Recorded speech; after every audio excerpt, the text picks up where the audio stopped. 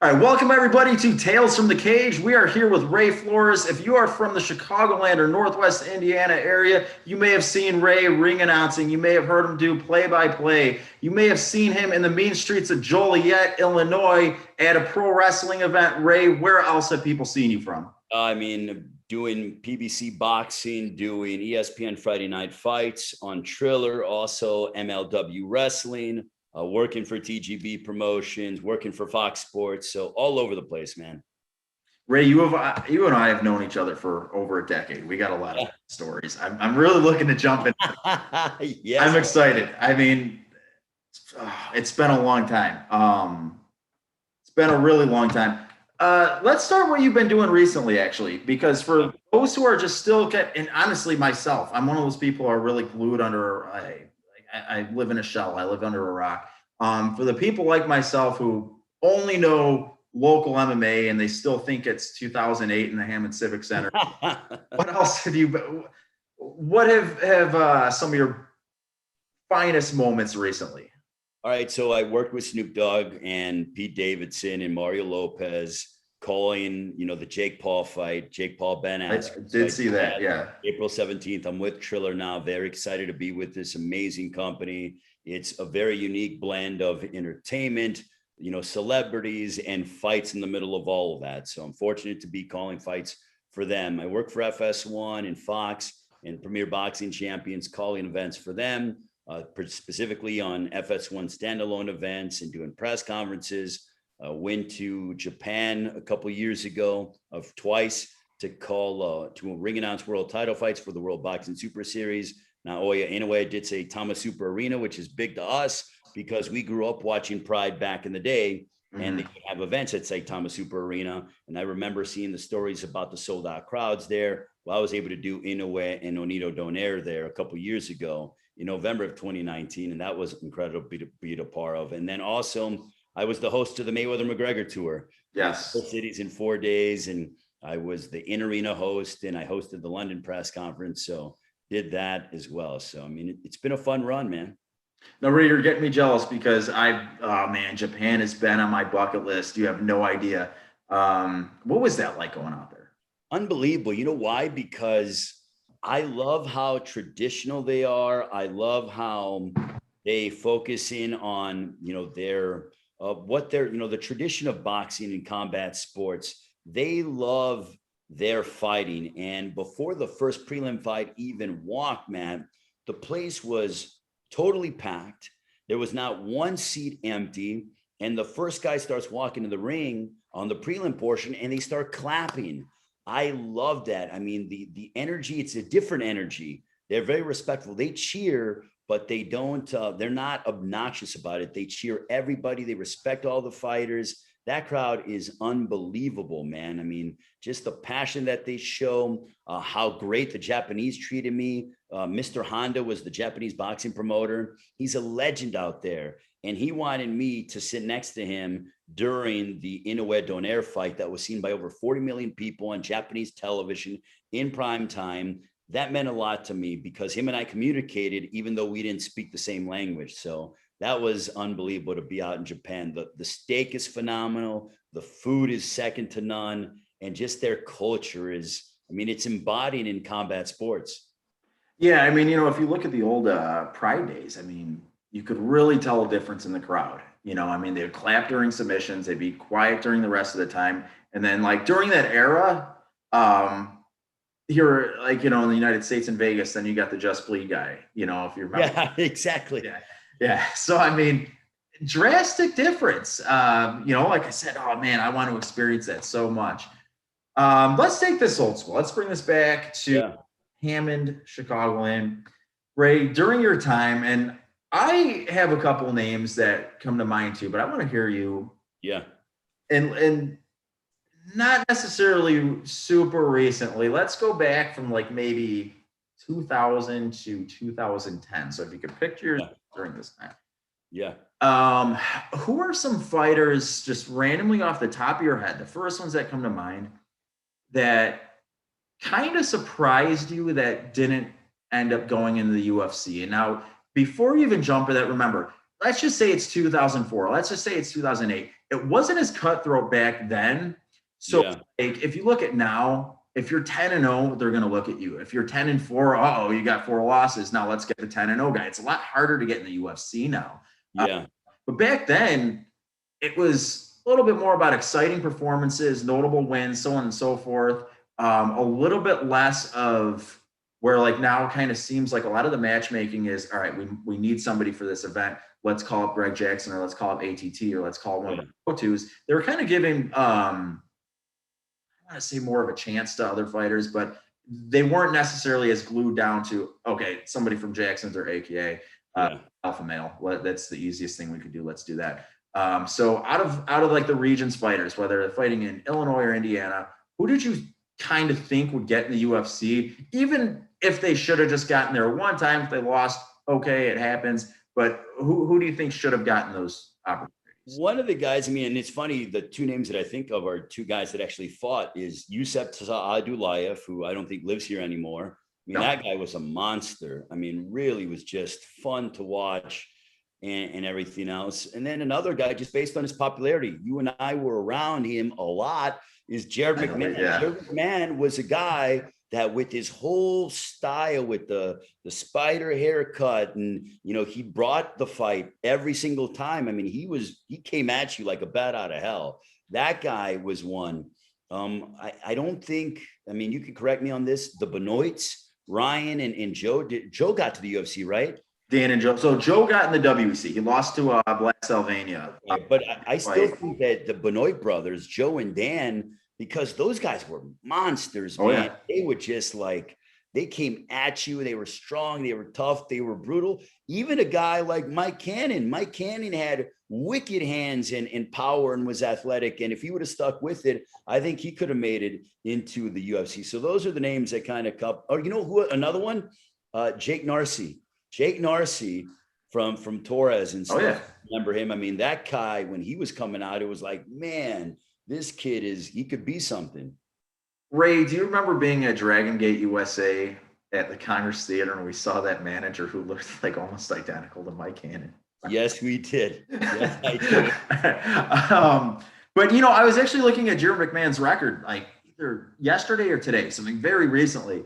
And I'm thinking the same thing. It's like up until his loss against Yusuf, like he was undefeated. He had a lot of wins. And like it's kind of at that point where it's like the WEC at the time was signing a lot of other guys with less amount of wins and higher loss ratios. It's like, how much did the guy have to do to get picked up? Like, I'm actually really surprised to this day that they knew who he was. I mean, he was like a top 10 ranked bantamweight on Fight Matrix back at, that was a website pre-Tapology that was doing these rankings. And I mean, they were ranking hundreds of fighters in each weight class. And, it was a solid website. And it was kind of weird because he had to have been on their radar, right? And he had the look, like I always said, like Jared McMahon, that guy would look cool on like one of their sponsors' posters or whatever. I mean, he perfect look. It's really weird. You know who else comes to mind for me is, and these guys fought each other, and for being two locals, I haven't spoken with either on why this fight was booked at Ring of Combat out in New Jersey. It was in Atlantic City. Went to a no contest. But Jay Estrada and Kevin English. I thought. Oh man, I got Jay Estrada and Kevin English. Yeah.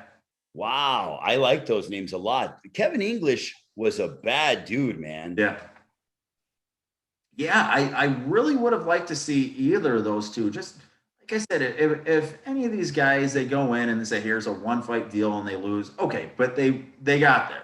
And, like someone like Jay Estrada, he was fighting when King of the Cage was like a really big deal. Yeah. Fighting for them, man. Like it kind of surprised me that they didn't even put those guys on the Ultimate Fighter. One more name that comes to mind with me, I remember the first time I saw him was at the Ironheart Crown. Dan Hornbuckle. Oh man, you're right. He only made it Bellator. That's another. Yes. Yeah. Bellator. I spoke with Hornbuckle years ago about this, and when they had the Ultimate Fighter 6 welterweights, it was Matt Hughes and Matt Serra coaching. He did say he was an alternate, And how that guy with his record, and I want to say he probably already had that Akira Gono head kick knockout at that time. I could be wrong. Yeah. Wasn't it a dream? Was in Dream? I thought it was in Dream. Maybe. Or maybe Sengoku. Yeah. Uh, he probably had 14, 15 wins already at that. I think it was like 14-2 or something. The guy has the look. He has the personality. Perfect for TV. I don't know. Sometimes I just don't get it. They put Blake Bowman on instead, though. Oh my God. Nothing against Blake Bowman. It is actually was pretty good. They gave him a bad rap on that show, but I heard he was actually a pretty good grappler. And Ray, what we were, I'm just going to jump into another funny story. Yeah. Perhaps you remember this because still when you mentioned Triller, and this is very recent, just a week or two ago. Yeah. Obviously, we're calling Ben Askren's fight. Yeah. Do you remember I think we drove together for this. We had to have at Bellator at the Chicago Theater when Ben Askren made his Bellator debut. It had to have been his fourth pro fight. He fought Ryan Thomas, and that's one that kind of had that controversial stoppage. Yeah, I do remember that. I mean, it's crazy to me that that's how long you and I have been around Right. combat sports, that we would go to Bellators, you'd go to IFLs. Like people are probably thinking, what the heck is the IFL? Well, the IFL was the first MMA organization on network TV because it was on my network. Right. If you remember, I mean, and that was a big deal to the MMA community before Elite XC even made its debut on CBS. So this is funny. I don't know if you remember this or not. So you and I are leaving the Chicago Theater. It's the end of the night. Yeah. We left the press conference and we're walking out with Ben Askren.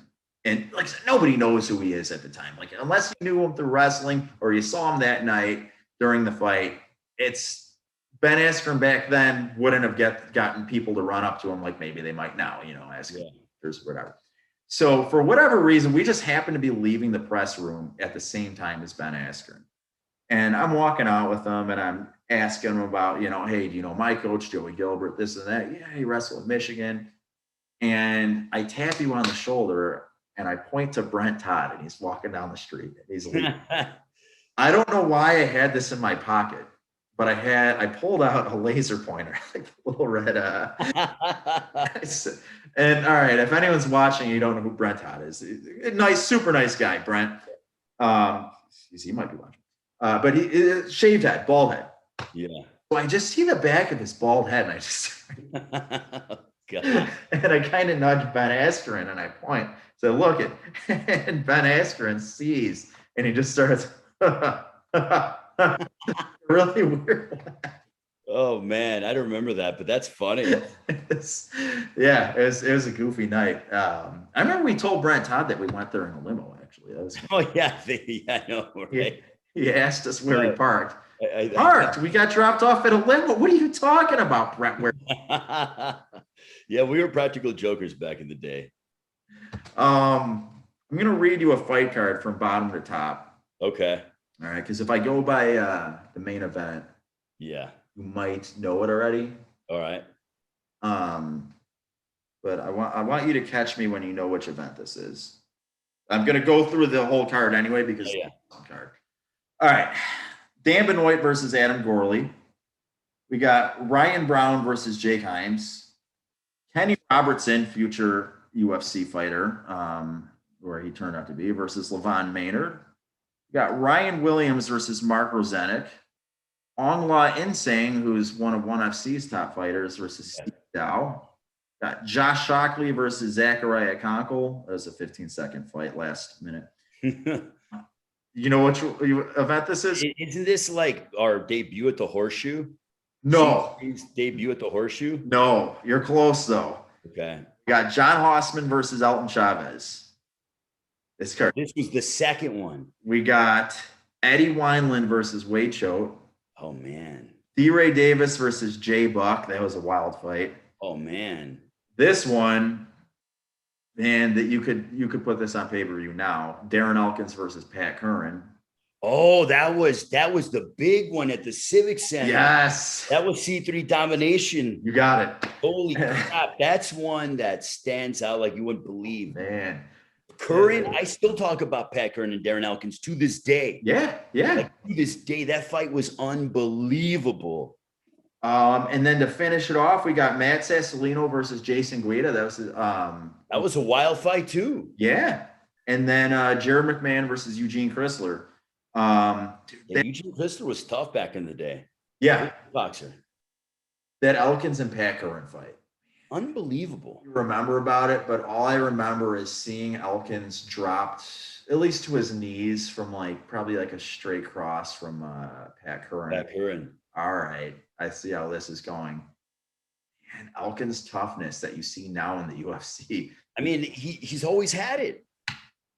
He got lit up how many times in that first round, and in the second, somehow, some way, turns the tables, and in the third, kicks it even that much more in overdrive. I mean, you kind of have to be mentally broken if you're fighting a guy like Elkins. Like, I gave him everything I could in the first round, and now he's just it's like when Hulk Hogan starts hulking up and and he points to you, and that fight was insane. That what ended up being on TV. It was a tape delayed. Yeah. Man, like I was talking to Tony Bilas earlier today, and it's like we were talking about so many things we wish we kept and we wish we didn't either throw away or delete footage of. Back when TiVo was a thing, I had that broadcast TiVo'd forever. Oh man, I'm regretting not ever burning that to a DVD. All those fights on there, that was such a good event, good production. That was such a killer show, man. And I remember we had crazy production because we were able to get funding, with the production company and stuff like that. And I mean, that whole event, I remember walking in Braulio's office in his jiu-jitsu gym, and I remember him and I think you were there too. And he looks over, he goes, Elkins and Curran is a done deal. I'm like, that fight's done. And this is like a month before. He's like, yeah, it's a done deal. I got the contracts back. And you and I looked at each other like, oh my God, they're both undefeated. Like that was one of the sickest local fights that I've ever seen in my life. Oh yeah. I mean, look at what they turned out to be. Like, oh man, both had such great success in the sport. Like both became household names, Bellator, UFC. I mean, there's so many Elkins fights in the UFC where he just completely turns the tables after taking a beat. I mean, that guy, it's hard not to like that guy. I mean, obviously we like him. We've known him forever, but just as a fan, geez. I mean, look, there was so much talent, man. I mean, how much talent have you and I, like, did we grow up on that we saw? Like, there was a period there for 7-8 years where this area was so hot with so much talent, all the gyms here. Oh, for sure. I mean, from Braulio's events to Joe Goitia's events, I mean, the Hammond Civic Center was a fun time at that time. And, and you had the XFO in Northern Illinois. You had XFO. You had Mike Davis doing the Brawl at Bourbon Street. Yep. I mean, it was pretty crazy. It was a different time back then. But man, that was, and XFO has, Chael Sonnen's fought at XFO. Yeah. Hamill's fought at XFO. Aside from all the locals that came through there, they've brought so many other fighters in there too before they made it. Dude, Chael Sonnen versus Terry Martin at XFO. That's Chael lost that fight. Stories. I eventually talked to Dan Lardy one day. I'm like, do you have that footage? I really want to see it. Man, that was a wild fight. Again, nobody really knew who Chael Sonnen was. They just figured, hey, he's from Team Quest. He's a tough guy. Terry Martin took it to him. At that time, he said that was the hardest he's ever been hit. I think he's replaced that statement with Mike, maybe, a couple others since then. But man, like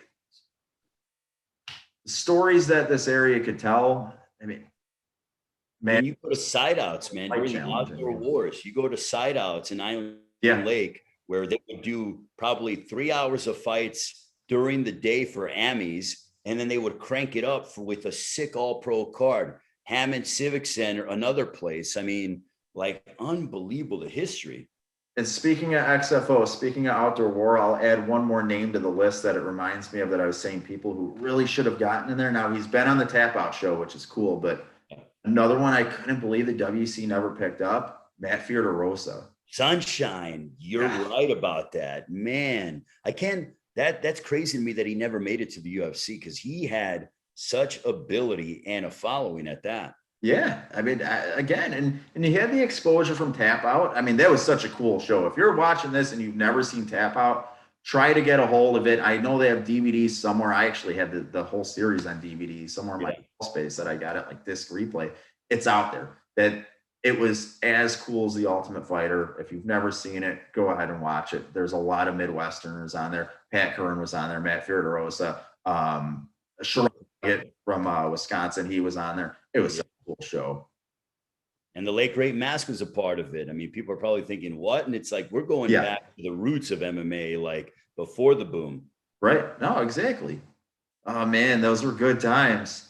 Um, Ray, what do you say in this area of Chicago? Whether it's XFO, it's Hammond, it's Valparaiso. You know, can't count out Yeah. HFC. HFC. What do you think was the loudest, most like electric crowd? If you could think of one specific, Loudest. you're like Oh a lot of man. people here.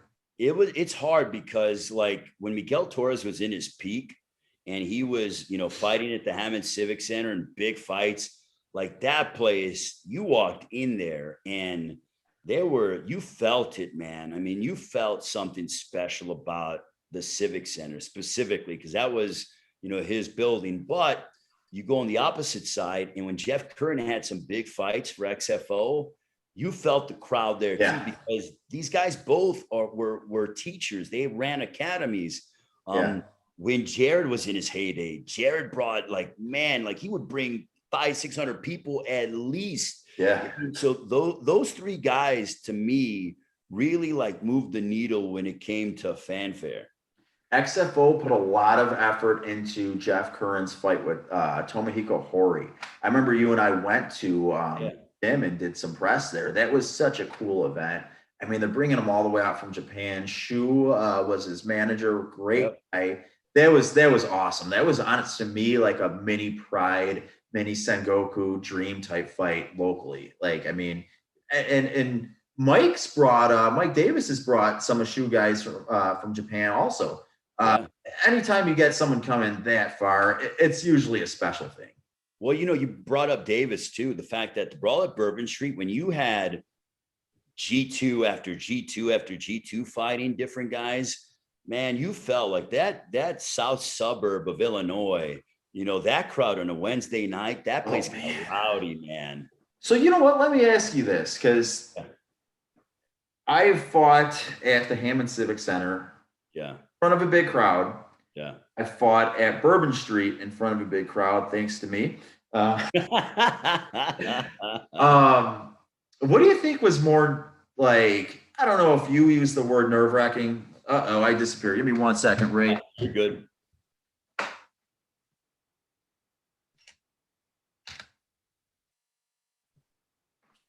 Okay. Let's compare Hammond to Bourbon Street. You're in the cage. You're getting ready to announce. Obviously it's different venue sizes. Yeah. At the same time, the venues are set up differently. Which did you kind of find like more nerve wracking, if you, for lack of a better term, when you were announcing it? I Between would have to say, like, which one was I like more on edge about with the crowd? Like the crowd was like, yeah, like I guess I would say those Civic Center crowds, man, were pretty wild. I mean, they were all wild. I mean, people yeah, don't realize when we talk about wild, you mean like you feel that passion from fans. I don't know if that exists anymore because I haven't been around the local scene much. I know with yeah. COVID, but I don't know if that exists as much anywhere. But Mm, like those crowds at the Civic Center, I mean, I remember being in this ring at the Civic Center trying to calm down the crowd because there was a riot in the stands during one of Mike Cannon's fights. I forgot who. oh yeah, that was when he fought LaQuinn Swift. The Quinn Swift. I remember. Those two are actually really good friends now, which is kind of funny. Yeah, but that was Good for wild. them. So for me, like when I fought at the Civic Center as my last fight, you announced it. You announced my first fight. Yeah, I kind of felt like when it comes to the crowd, and that place was packed. I mean, that was Miguel Torres's comeback fight yeah, to the region. Even though there was more people there, I always thought like as a fighter, Bourbon Street was worse because man, they were right on top of you. Like the way that cage was set up, it's yeah. right against the stage, and on the stage is all the people, and everybody's just right on top. It's like it's like Gladiator or something, and like I'm fighting, and I look, and there's like someone like right next to me through the cage. Like they're not, you know what I mean? Like People, you mentioned that because people were sitting on the stage, like literally up to the cage. right, exactly. Like they could high five you if they wanted to. Man, it like when I fought in Hammond, even though there was more, they were pushed away. It was more that pro wrestling. If you go to a WWE event, there's Yeah. a huge gap from the crowd and the ring, and and that's kind of what it felt. And I'm like, all right, I have some breathing room here. I don't have to see like my neighbor over here. I don't have to like hear some weird drunken guy yell elbow him when and elbow an amateurs. Guys, stop cornering me. I don't know you. Yeah. Like, True. Or even when you walk down the stairs. So, at Bourbon Street, you'd walk down the stairs, and as soon as you popped out of that door, the people were like lining both sides. You have to walk and through they the were on crowd. top of you. Yeah. Like you needed the bouncer with you to clear them out of the. I know, seriously. Yeah. But I mean, both venues super cool though. That's for sure. I mean, even when I fought for Congress Theater, I had some weird no name. I don't know, like 3'5" guy who does Blue Chew commercials nowadays. I forgot. He was the announcer, but same thing, like Congress Theater, that's a big event. There were a lot of people, but same thing, like I felt like a lot of breathing room because nobody was really on top of me like that. Yeah. You know, but I agree with what you say about that Taurus crowd. Man, you come out with the mariachis and that place would just go nuts. It would literally, like, you just felt, and then it was an old school building. I mean, it's still there, but it was an old school building. And I mean, I think I saw like smoke one time, and it was, I mean, the coolest moment for me in the history of that building was a non-Miguel Torres moment. Is right before domination. I think you told me, or someone told me, they're like, hey, you need to go out there right now. This is 20 minutes before getting ready to start the show. And then I think Brawley or you go, look, we're seeing silhouettes of people in that old school glass at the Civic Center. And we saw it all around the place. Like we had over 4,000 people in that joint. That was such an event. Man, I wish I could go back to an event like that. It would just always excite me so much. Like, Civic Center used to be so cool. We had a hell of an after party, which we will not name on this show, but we had a hell of an they're a sponsor. You can look it up if you want. Man, oh man, I remember riding the limousine and getting the biggest amount of money I'd had as a college kid in one night. Life was good, man. Rolex wearing, kiss. Not that. Ray, who do you think, and this, whether it's local or if it was in California, Japan, anywhere, who would you say gave you the funniest post-fight interview? Oh man, Wes Sims. Really? Yeah, Wes Sims is like, he's a character, man. I mean, that guy kind of comes from the pro wrestling school. Yeah.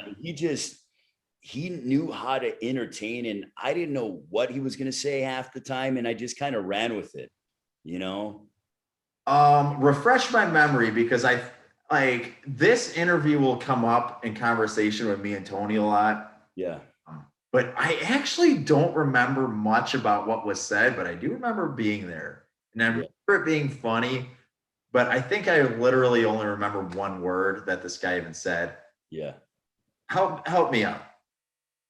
Describe, if you remember, the Mike Pitts post-fight interview at Chicago Cage Fighting. The Mike Pitts? I don't remember that one. I don't remember it at all. He was from MTC, really tough wrestler. I think he knocked out Rob Morrow, or he triangled him. Okay. And I remember you were interviewing him, like, it's kind of just standard questions, nothing that's really scientist, or, asking him to describe like different theories and sociology or anything, nothing too hard. Yeah. Here's what's next for you. What? And they're like, all right, so you won by this triangle. Yeah. Like, I mean, it was really weird. It's like, is everything really going over this guy's head? I mean, say sometimes I try to lead them, and if they didn't want to pick up on it, I'm like, okay. Honestly, moments like that prepared me for my career later on, because I mean, I experienced everything.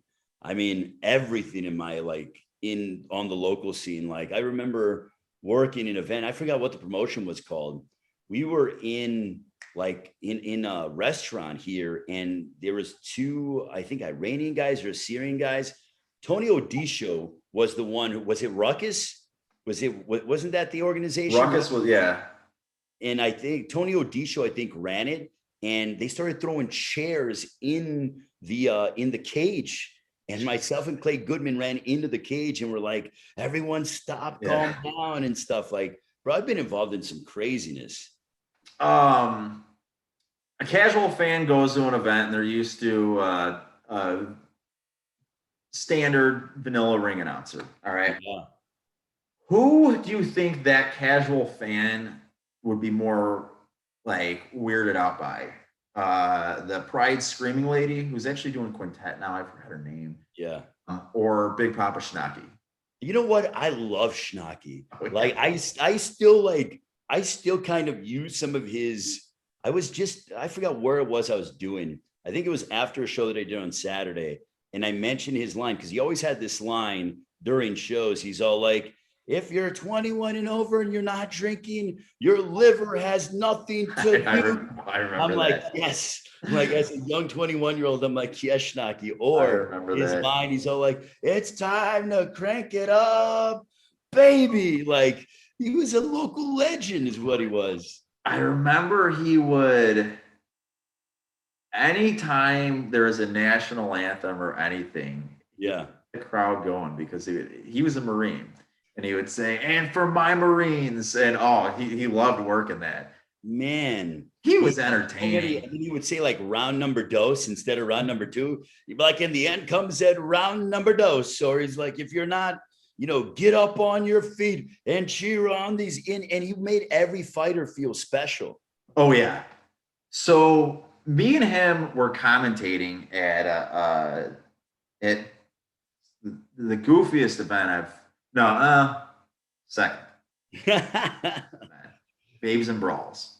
Oh yeah. I mean, it was Ray. This was such an obscure event. Yeah. You had Viet, the old promoter in the back, telling all the fighters to put their hands up. I remember. Fighter, something's not right in our head. I'm like an idiot. I mean, it was really embarrassing. And then they had me and Schnocky commentating. Okay, that's awesome. That's a good combo. Oh yeah, it was fun. I mean, dude, it was fun. So, but like, he didn't really know many of the fighters on this card, so he asked me to like give him a rundown on who's who. So we have Brian Titus versus a guy named John Freeman on the Carlson Gracie team. Yeah, and I tell him, I'm like, dude, Brian Titus.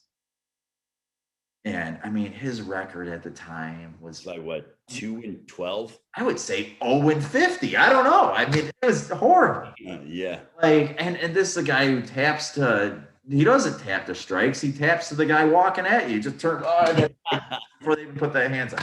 Yeah. I tell Schnocky, man, this guy's tough. He's a veteran of so many fights. Dude, he's got 50 fights. He's scrappy. He could put you out, and I just thought it'd be kind of funny to hype him up like that. And then Schnocky sees that he gets hit once and he just dives for the canvas to tap. Yeah. And, that would be the joke. And I would tell him, okay, I messed with you here. Now I'll be serious after this. So they touch gloves. The guy shoots on Titus right away and he throws a guillotine, looking around, kind of, I don't know what to do when the guy starts tapping. And it was Titus's like first and only win that I've ever done. And the crowd no one really knows who Titus is, but I'm going nuts. Tony Biles is going nuts. Jonah, Mike David, all of them. They're all going crazy. And like John Goroski, anyone who knows who Brian Titus is freaking out because he just won a fight. Right. And Schnocky was like, "You're right. That guy is good, man. He just finished it in 30 seconds." and he's unreal. Blind because Brian Titus had these horrible prison tattoos. And he goes, if you want to learn how to guillotine somebody, go to Brian Titus. If you need a good recommendation for a tattoo artist, don't go to Brian Titus. That's amazing. I love it. Oh man, that's historic. I never told him. I mean, because what could I possibly say? Hey, Schnocky, I lied. The guy sucks. He's terrible. What do you mean? He just Oh, won, man. you know? Like, so I just kind of let him believe it. Hey, What a story. man, yeah, he was a wild guy. Yes, he was. We had a great times together. Who do you think, off the top of your head, who do you think the biggest like pioneer coaches are in the area? I would have to say the Gilberts, without a doubt. Um, Bob Shermer was really Yeah. instrumental early in the day. Miguel Torres, Jeff Curran. Who else am I missing? I mean, I'd even have to say Joe Goitia, because Joe started off guys really, really early on, Yeah. stuff like that. Even for Northwest Indiana too, Braulio Corral, with what he was able to do with his jiu-jitsu academy, and really, like, when it was like when the Ironheart Crown kind of went by the wayside, he still kept it going, Yeah. the local MMA scene going and stuff like that. So Jeff Curran out there, Alex Trujillo as well. That's Uh-huh. another guy who I think really needs to get a ton of credit and stuff like that. I think he came from like Timo Yama and created MTC. And Keith Wisniewski, it's another guy. Yeah. Keith Man, I Wisniewski, and wish that talk guy was about still around. an OG. I mean, not that he's dead or anything, but I mean, his No, but like, when Valley Tuda was still around. I mean, when Doolin Valitudo was a thing, and they had, it was Keith, and it was his brother Justin, and Darren Elkins, and Josh Shockley, and I mean, I'm missing a few other. Mark Birch, Tony Mark Wisniewski. Birch, yeah, like, Man. I mean, they had a heck of a team. I mean, the area was full of just badasses, man.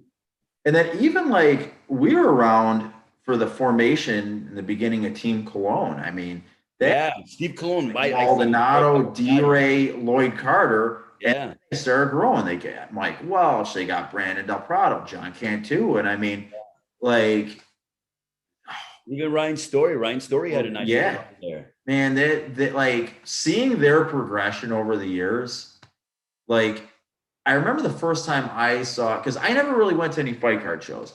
First time I saw anyone from Team Cologne, it was at C3. And Braulio was saying, they're brawlers, they're really tough guys. They don't have a lot of technique, but they're always going to come out to fight. Yeah. And man, like their technique throughout the years is just he's done a great job. That's from Steve just going in there day after day and working on every single guy. I mean, what I love about Steve Cologne is that no matter if guys leave or they don't want to, continue up in their career, because let's be honest, Mike Welch and Brandon Del Prado, those are tough guys. They could have at least gotten a Bellator contract or a WEC contract if they continued, but they didn't. But even though those guys and some guys didn't continue, Steve just keeps on it, and he's still rocking and rolling, man. I mean, he needs to really get a ton of credit. Well, Steve always improves on himself too. That's what's cool. Like the guys, he trains, he does tournaments. Like he's evolved himself, and he does that to teach and to pass on to his fighters and his students, and that's really cool. Yeah, another guy, he was the boxing coach at Team Curran for a while, for a long, long time, Dr. Doug Mango. Mango, yeah. I mean, Doug Mango, I mean, look what he did with Pat Curran, Jeff Curran, all those guys that came out of Team Curran, they all had really good hands, man. Oh, for sure. Yeah. I mean, like I would see him at just amateur boxing events, See? This boxing. Man. And you know what? I got to throw Jeff Neal in there too. That's another one, man. I mean, there's so many names we could go down the list about amazing coaches, but you're right about Jeff. Yeah.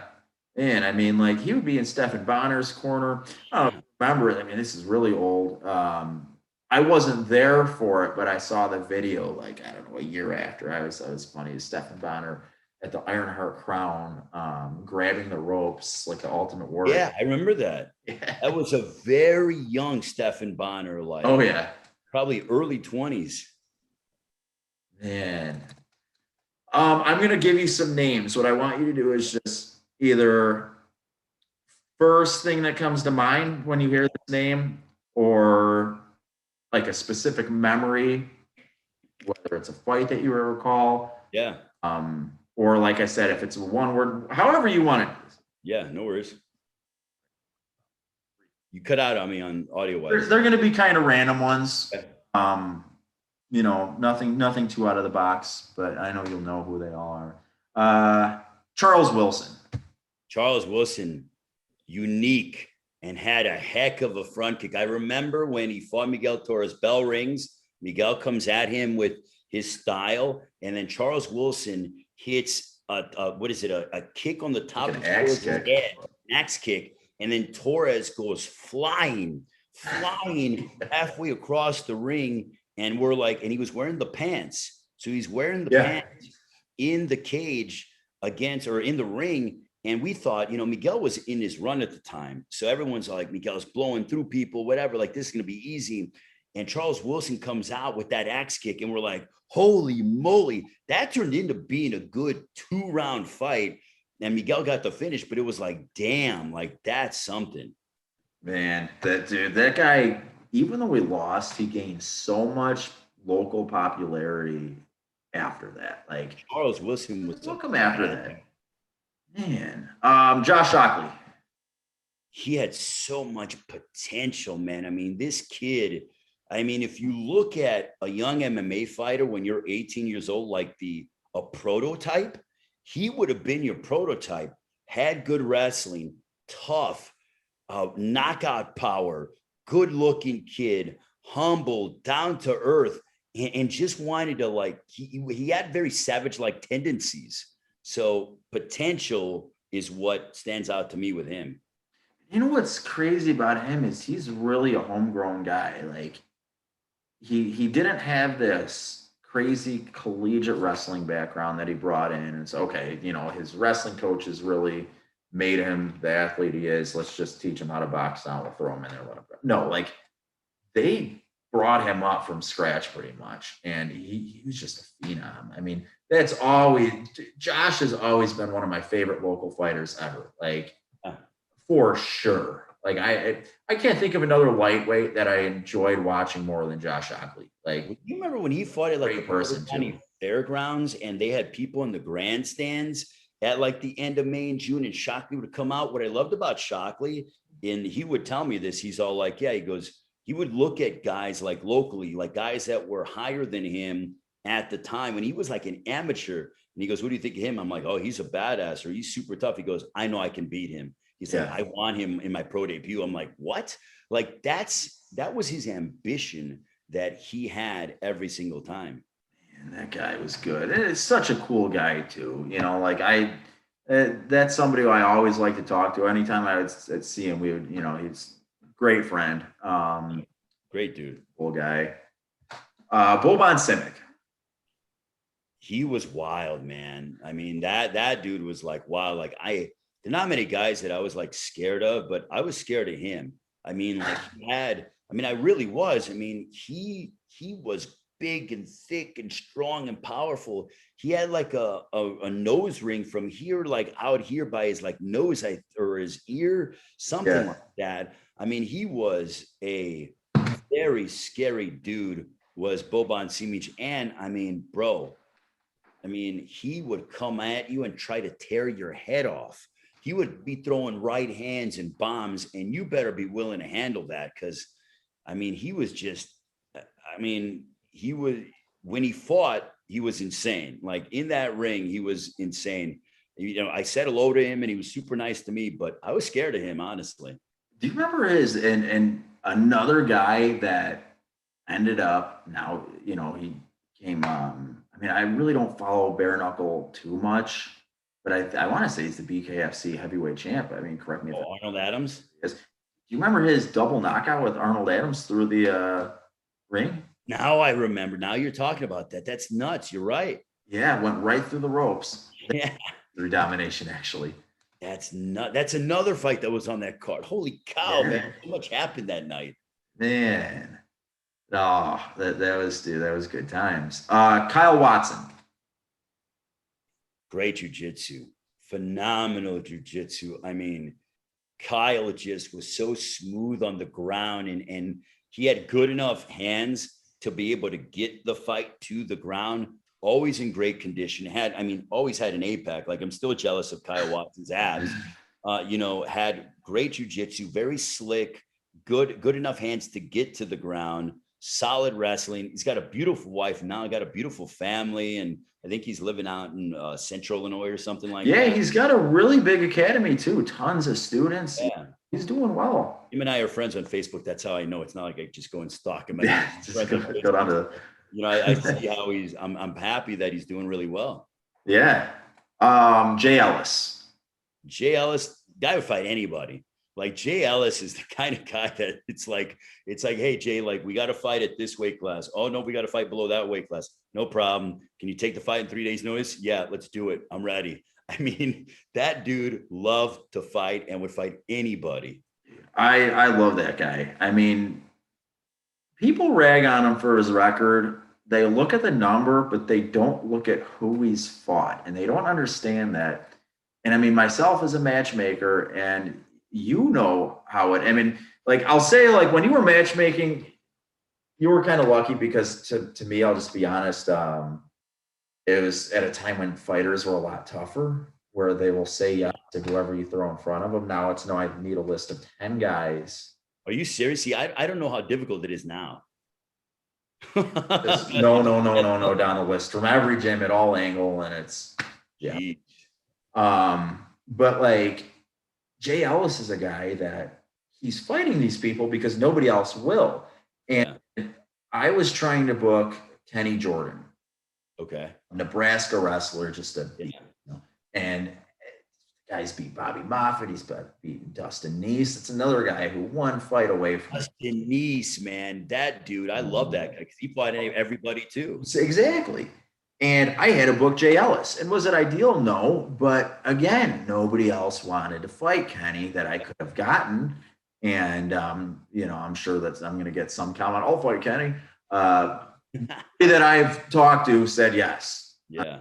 Not saying no in the world will, but so I was like, all right, I gotta contact Jay Ellis. He's gonna do it because this guy will fight anybody. And oh man, I was excited to be around that guy at weigh-ins. He's such a cool guy.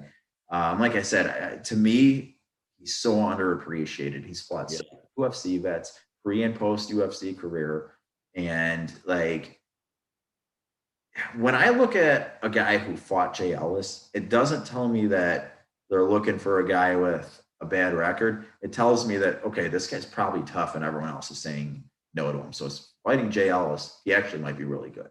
Exactly. I mean, look, Jay Ellis is a good barometer for where you're at because on any given night, Jay Ellis could beat you. I mean, because of the kind of caliber of competition he's been in with.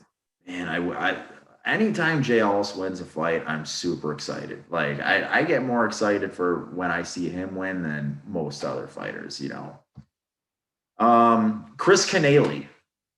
Chris Canelli, that's another guy. Man, he was built out of like granite. I mean, that guy had muscle on top of muscle, had a really good right hand, a quality 145 pounder, super nice guy. That gym, what is it? Down in Bulldog. That's another gym in Mishawaka. Bulldog fight team. Todd Brown and who was it? Oh my God, Alan something was Stockman.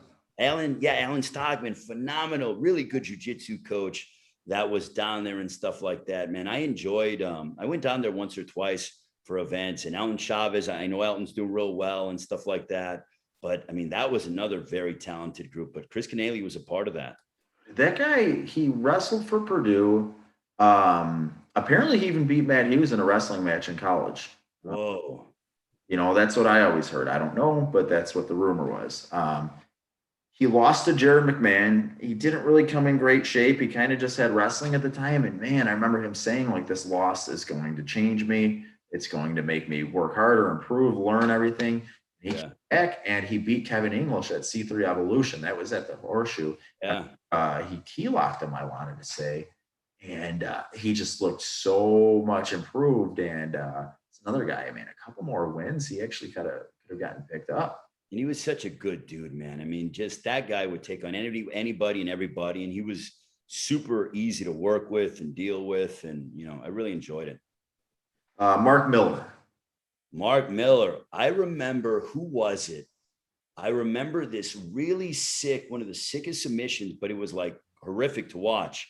when I forgot who he fought at the Total Fight Challenge. Amir Kala. Amir Kala, and he had him, and he separated. He brought out his shoulder, right? Because he had him in a crucifix or something. It's called a scarf hold arm lock. It's basically a key lock where you use your legs, and oh man, he popped that thing. Man, so I remember that, but then I also remember when I was with me and Mike Davis was there. We were in Media Row because I was covering it for my local college radio station. Mike was working for an MMA company, and he knocked out Josh Neer at the IFL debut in Chicago. Yeah. And when we saw that, we kind of broke media standards, and we're all like high-fiving each other, like, yeah, like Mark Miller, like from our area, right? And Josh Neer was proven from Miletich, and was very confident in himself. And Mark Miller knocked him out in the first round.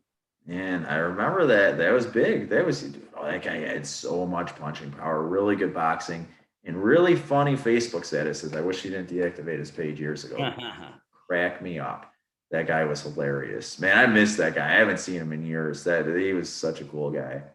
No, he was really a talented guy. This one, I don't know if you'll have many stories on. Maybe, maybe not. I don't know. Donald Hoover. Donald Hoover.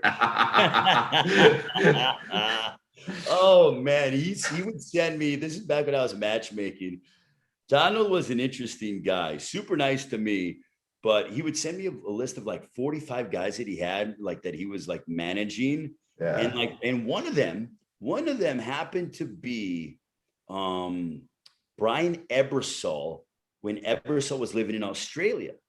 Really? So he would send me a list of like 42 guys that he worked with.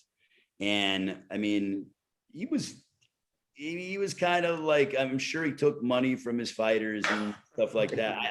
I don't know that for sure. You know what I mean? But right. Yeah. He was kind of, I wouldn't trust him in my respect, but he never did anything bad to me. So it was just like, he was a character. That's what I would say. He was a character that was around the scene. And I remember him at Bourbon Street. He was wearing a title belt that he bought himself, clearly. He's wearing it like backwards and upside down. And it's just, I mean, I really have stories for days about that guy. I mean, he's goofy. He cracks me up. I mean, I'll be honest, I'm laughing at him when I say that, not with him by any means. I wish he would unblock me and make videos because unfortunately I'm blocked by good old Donnie Hoover. But I would say I don't think he's the most well-liked guy in Indiana. I do have more stories that I won't share, more recent ones, but he needs to interesting guy. Needs to not show himself around that Indianapolis MMA. I guess let's just say that. Jeez, and I do find the guy hilarious. So yeah, he's definitely entertaining. Man, Jay Buck. Tough. I mean, like, it's like what Jim Ross says. He's tougher than a $2 steak. Like, bro, Jay Buck. He was always. I couldn't believe that he would get older, but he still had an incredible physique. He loved to fight, and he was kind of like the Godfather, or one of the Godfathers over at G2 with what he was able to do, because you had the Gilberts over there, and then Jay Buck was right there in the mix and working with these young 20-year-olds and like guys in 18, 19, they'd fresh come out of college or be in the area for summertime, and they'd go in there and drill with Jay Buck. I mean, I heard stories. I mean, Jay Buck was a tough dude, man. And you know what? He'll show up to G2 once every 6, 7, 8, 9 months, looking like Hulk Hogan still. I mean, like it's like crazy, man. His physique was unreal, and the dude could go for 15 minutes. Like when you were fighting Jay Buck, you were in it for a hellacious 15 minutes. Oh yeah. That's for sure. He came in last time I rolled with him. It had to be like late August because I was training. I had a grappling match in September with Chris Lytle. Yeah. And Jay came in. I'm like, okay, perfect. This guy's like around the same size, same style, top game, catch wrestler type. So me and Jay are rolling, and I heel hook him and I hear it. Oh, jeez. I immediately go, oh fuck, he's just gonna start punching me now. And I kind of like let go, and I'm like, it's gonna turn into a fight. He's mad, he's pissed. Yeah. And like Danny Gilbert kind of like comes over to make sure he doesn't just start throwing punches at me. Yeah. Because I mean that guy got intense, and like, oh man, and we had probably 30 seconds left of the round. And I'm like, no, yeah, we don't have to finish it. No, we're finishing it. Oh, jeez. Jesus Christ, I'm looking at the time on the clock.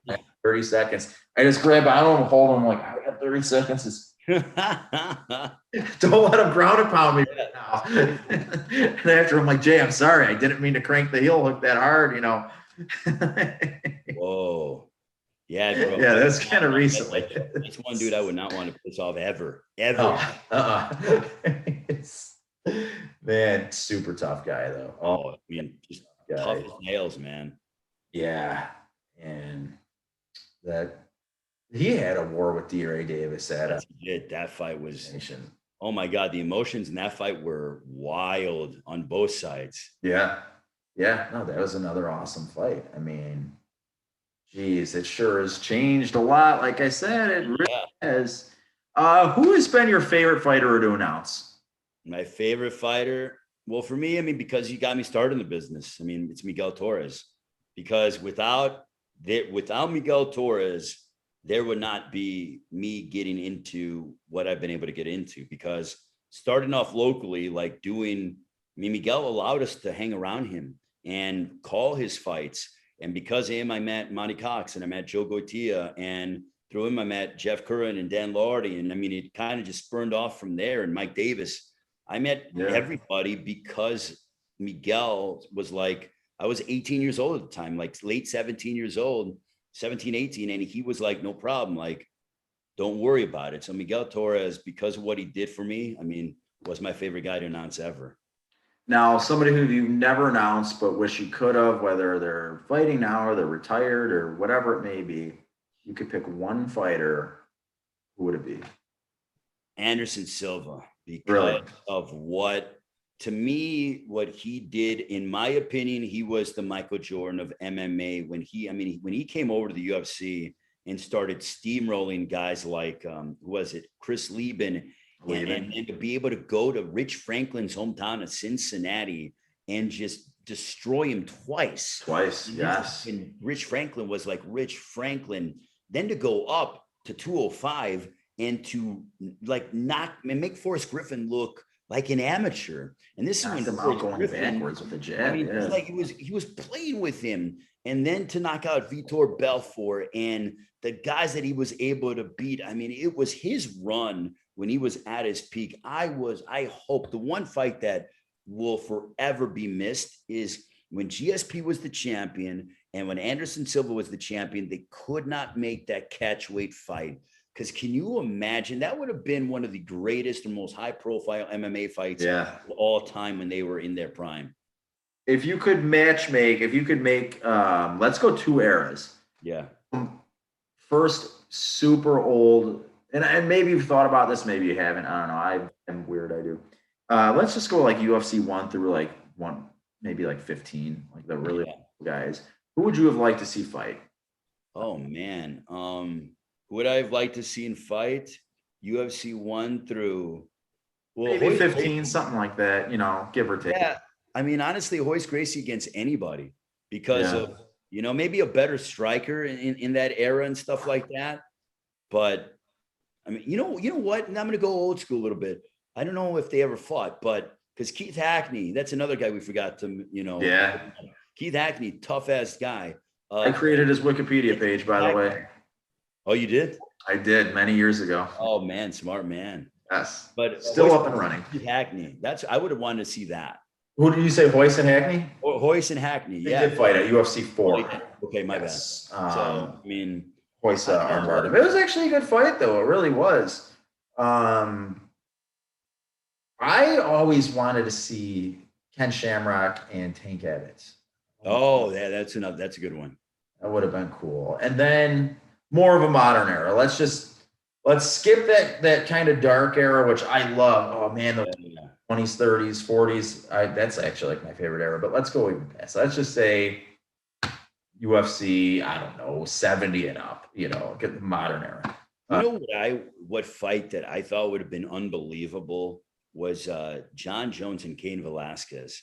Yeah. Can you imagine that fight? Because Cain Velasquez, I don't think people realize, the new school fans don't remember who he is. I think he's It's kind of, sad. but Cain Velasquez, what he did to Brock Lesnar was unbelievable. And Cain was a tough dude. I mean, just world class guy before the Stipes and the Cormiers came around and stuff like that. And John Jones, I mean, the guy's been a phenom for over 10 years. I remember watching him fight was it Stephen Bonner? No, he Stephen fought Bonner. 100. He fought a UFC 100 though, John Jones. Bonner fought Mark Coleman that same night. So that's why I'm getting things confused. But Okay, he did fight Bonner though.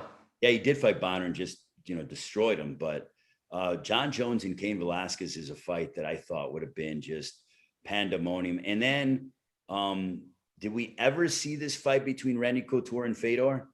I wish, man. That's like my pick. I mean, that I was going to say, like, who would have? I mean, that fight. Can you imagine? I mean, Captain America against the Russian Emperor. And I don't know who I would have rooted for. Like Ray, I never would have thought you would ever see me ever root against Fedor. Yeah. Till I was there live at Strikeforce when he fought Dan Henderson. And I just did not cheer for Dan Henderson. Like I felt weird not wanting Fedor. But I mean, I don't know what I would pick between. Man, I love Randy Couture and I love like Fedor. Man. I mean, Randy Couture was so special too. I mean, he meant so much to the sport. And that's like my number one. I would have liked to see. I actually would have liked to see. I know a lot of people mention Fedor and Brock Lesnar. That would have been cool too. But to me, like at that time, I ruled it out because I just kind of said, all right, they're never signing Fedor. But Nogueira is in that division. I would have liked to see Lesnar and Nogueira. That would have been cool. This one would be more of a personal fight for me to want to see, but I still, I don't know if it would really main event anything besides maybe a UFC fight night. But I still kind of don't know why they didn't make this fight because they both did lose to Anderson twice and they both became gatekeepers. It's Stunner versus Rich Franklin. I actually that would have been a fun fight. In a sense, That would have been a really fun fight. One fight locally that, I mean, it would have sold out. We talked about this many times. It would have sold out the Hammond Civic Center. It would have probably been the most ridiculous atmosphere in the history of the Hammond Civic Center. I mean, you could have probably even taken it to a bigger arena. Is Miguel Torres and Jeff Curran. If they would have fought at a catchweight, can you imagine? You would have had, I mean, and this is no bullshit because I like and I love both guys. You'd probably had 8,000 people. That fight would have gone 8,000. Maybe I've more. tried to make it. Oh, boy. I mean, that is. It hurts my heart that fight's never happened. That's the holy grail of local legend fights. Yeah. Yeah. Man, it's sad it never happened. I get there's politics in the way and people are on different organizations and things. Man, like, oh my God, like if they would have been able to come together, that fight would have been, can you imagine that fight in, I mean, any era, even now, if that fight gets made now, right, post-COVID, it still draws great crowds. Right. No, exactly.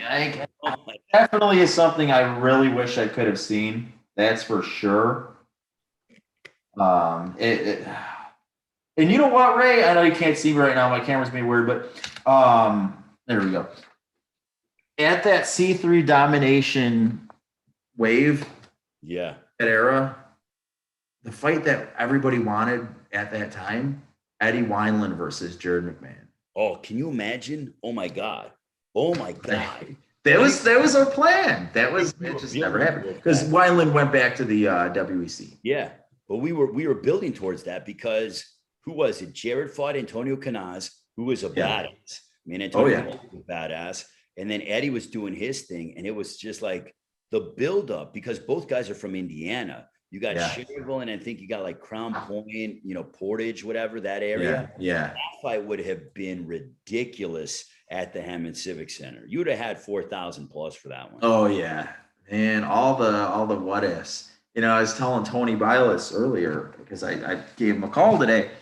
Yeah. I'm like, again, like we were talking about stuff that we wish we would have kept.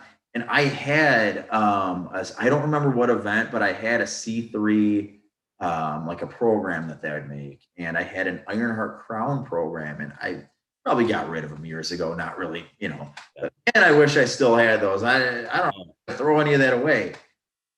Like it's those were special moments, man. I mean, those shows, I mean, I still smell the beer and the smoke because people would go outside to smoke and they'd keep the doors open. So the smoke from the outside of the Civic Center would come into the arena and it yeah. would just permeate throughout the venue and stuff. Those are special times. Now, got a couple more for you. We'll wrap it up. Speaking of smoke, it makes me think of DC's Country Junction. What do you Oh man. Yes.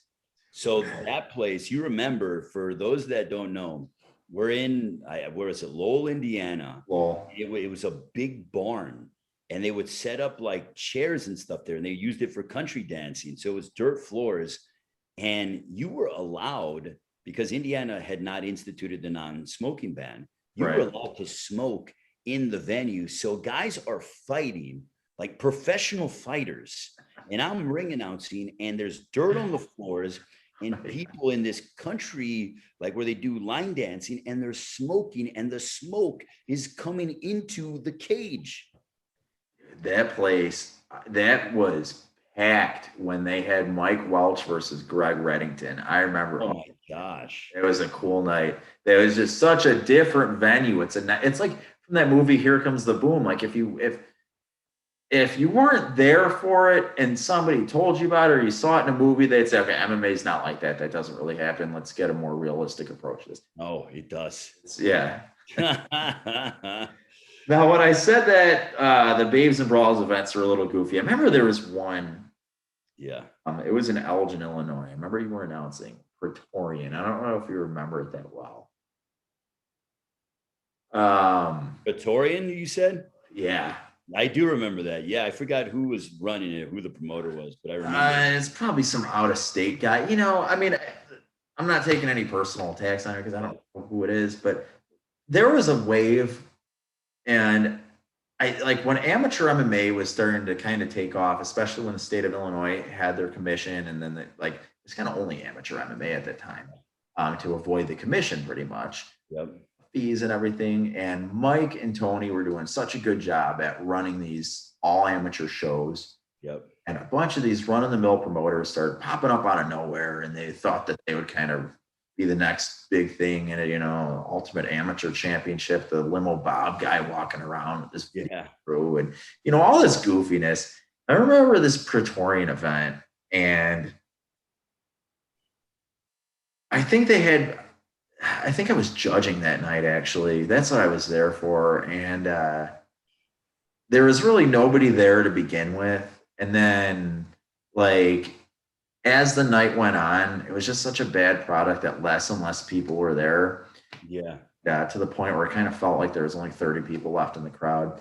And out of nowhere, they just call a halt to the show, and they have some like guy go in the cage and just start singing. Oh man, I remember You that. remember that? Yeah. Just Dude. out of nowhere. Oh man, I think you're gonna have audio. Give me 1 second, Ray. Worries. Do something. Let me do something really quick. Oh, good. If I could. Let's see. Well, I'll keep talking. So they had this guy singing, and you know what, Ray? I think that well, we're wrapping up anyway. I think we're gonna get me with just this funny screen. That's okay. You can still hear me, right? Yeah, I can still hear you. Yeah. All right, cool. So they had this guy singing, and I remember I'm a Beast apparel was set up there. Yeah, I remember them. As soon as this guy starts singing, Lorenzo, the owner, goes, "You know what? I'm out of here. That's it." So he leaves, and you give them a plug maybe 20 minutes later. Check out the I'm a Beast apparel located, and you kind of look, and on the mic are just like, and they're no longer in the building. It was like I didn't want to stay there at all. So that leads me into my last question, Ray, and we'll call it a night. Uh, if you were to turn heel on any crowd pro wrestling style, has there ever been a moment where even if nobody sparked it in your interest, or I really want to turn heel on these people, but if there has there ever been a moment where like it actually kind of would be funny if I just told everybody, yeah, you sit down and shut up. Or if it never crossed your mind, what would be the event for you to do that? Oh man, the event. Oh geez. Just because it would be so not me. Um, Right.